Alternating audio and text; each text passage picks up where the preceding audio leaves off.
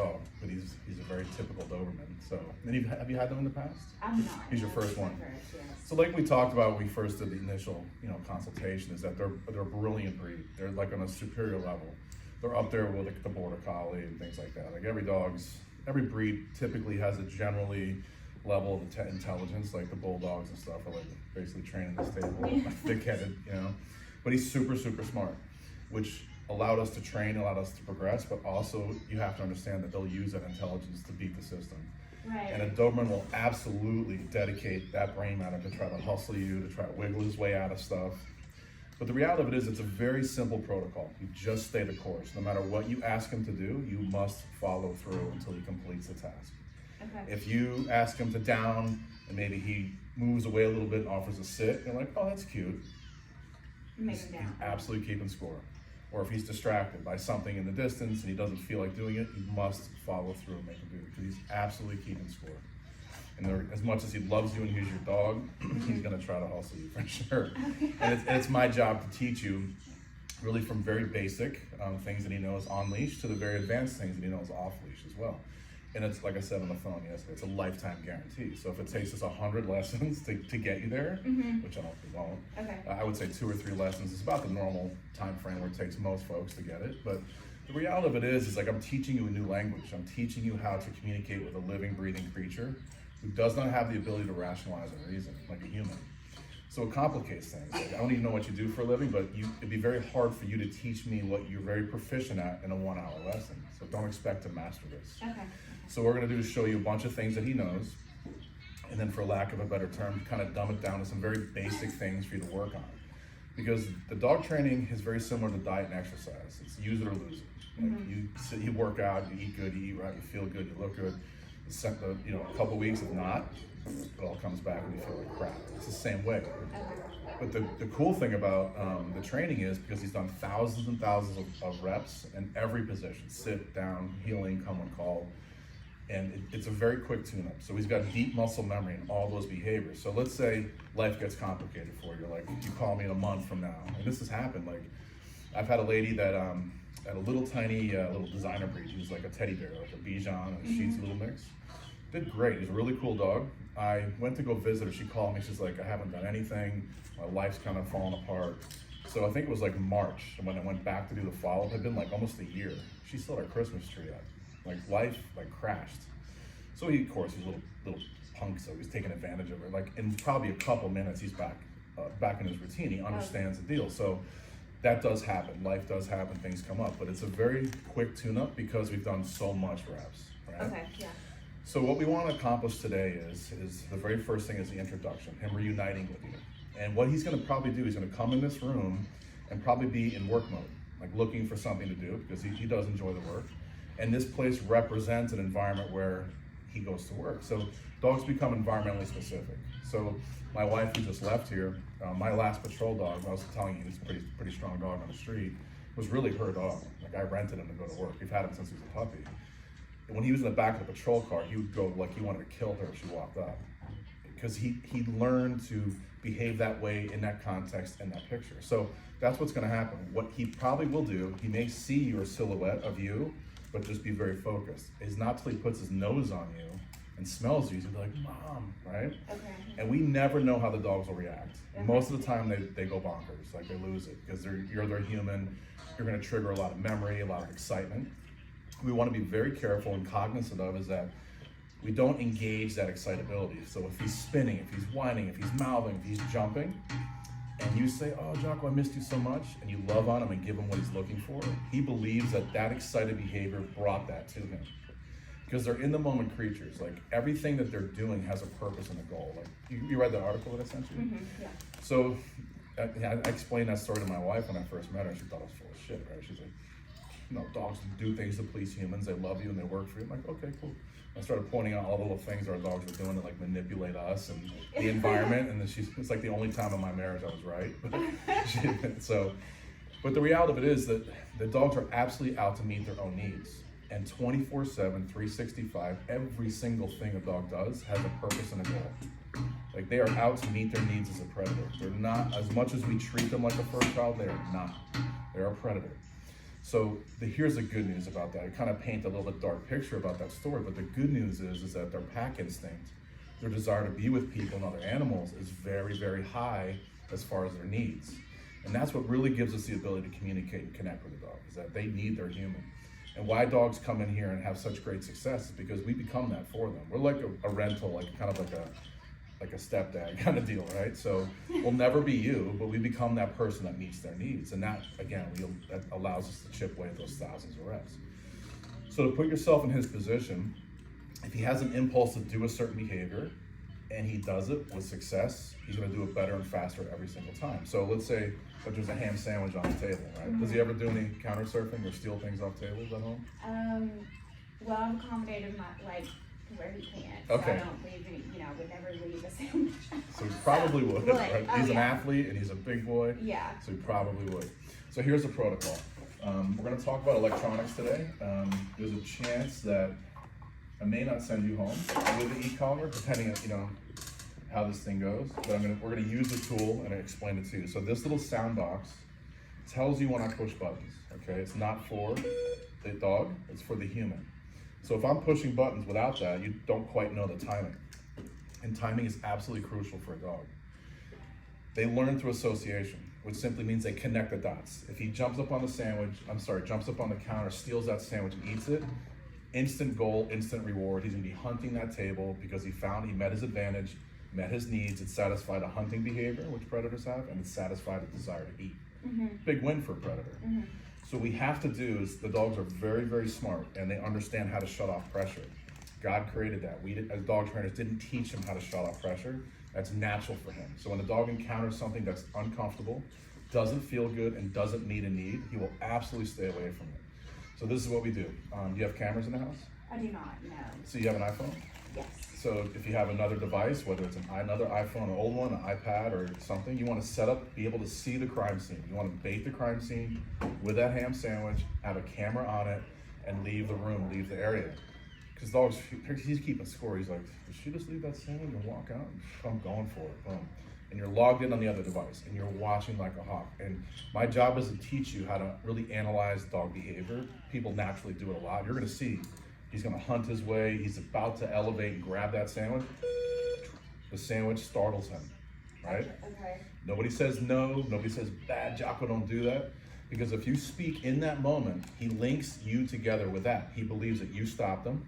He kind of holds you in contempt, blames you, and he believes that you have to be present to stop the BS.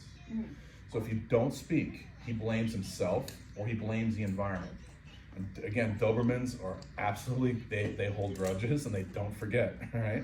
You want to use that to your advantage. So if he believes that this table can become like hot lava, he's not going to go near it.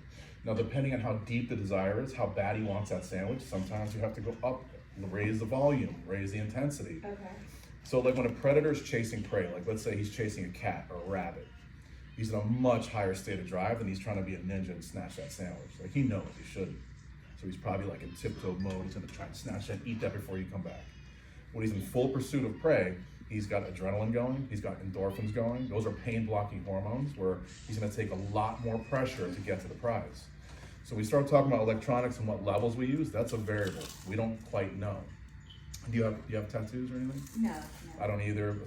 My wife has some, but there's parts of your body where you're getting tattoos, and these guys can tell you, Bella has them, is that there's parts that when you're in the parlor, sitting in the chair, and the artist is going to work, it kind of feels good, right? Then all of a sudden they hit that spot, like, whoa, time out. Yeah.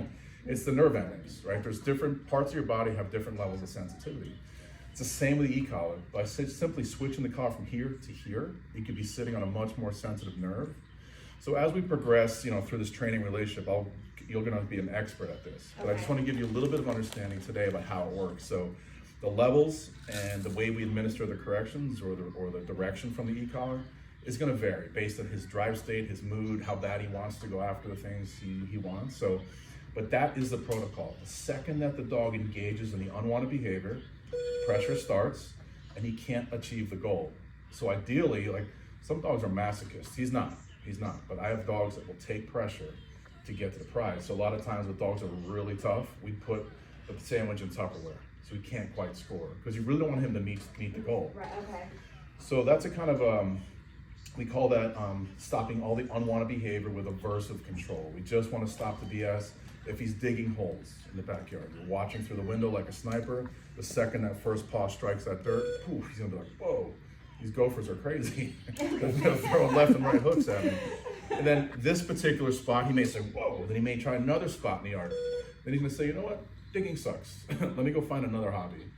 So whether it's destructive behavior in the house, in the backyard, excessive barking, like any of the nonsense you want to stop, you apply pressure, don't speak.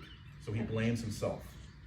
The best correction the dog ever receives is the one they think they gave themselves or the environment gave it to them.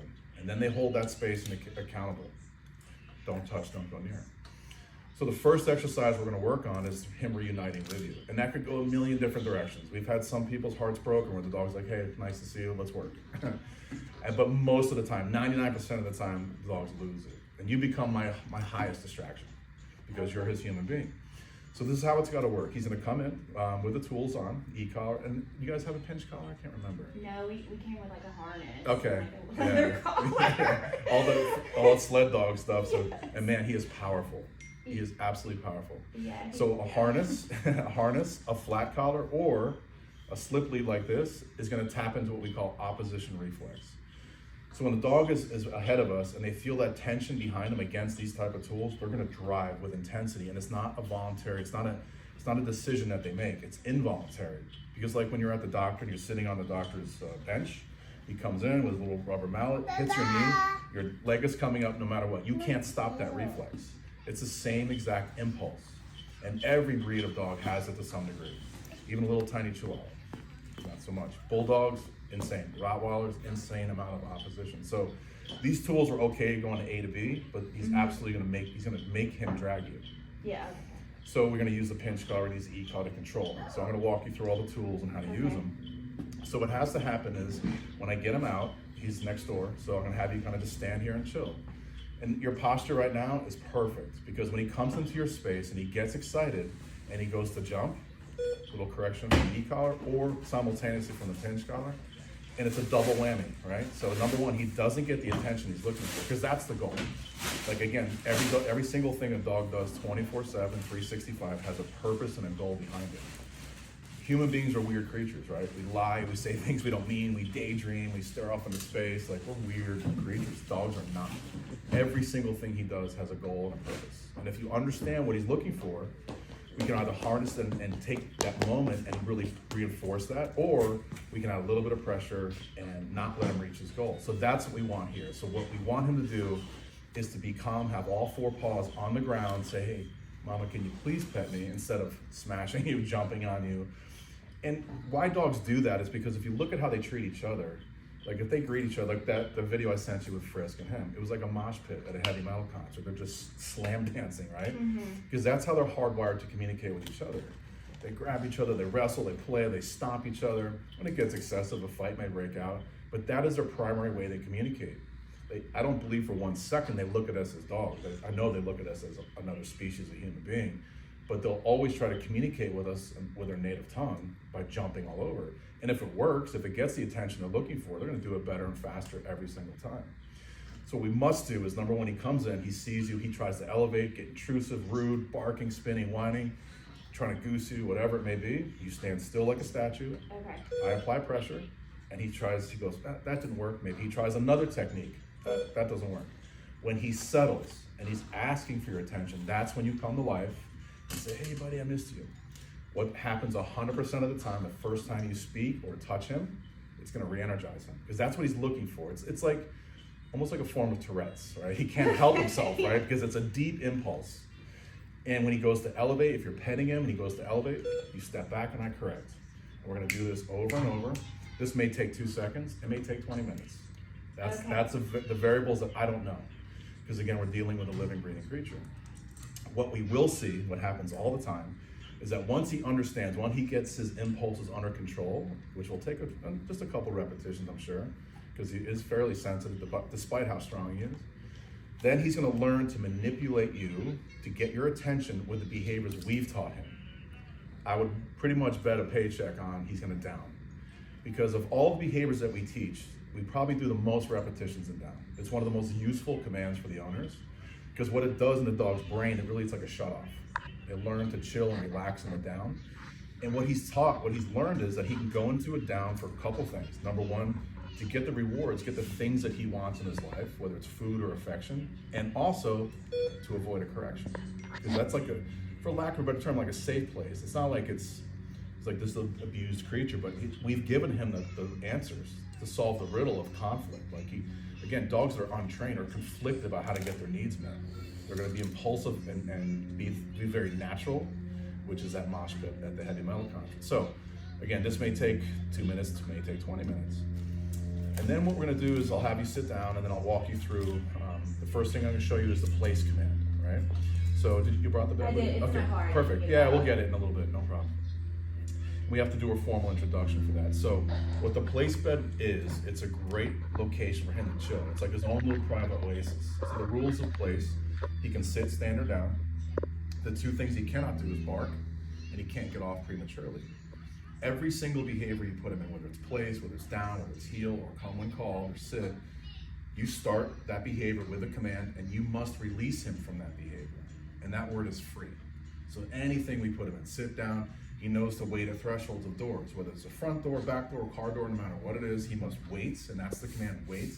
And he can sit, stand, or down. He just cannot go forward until you say free.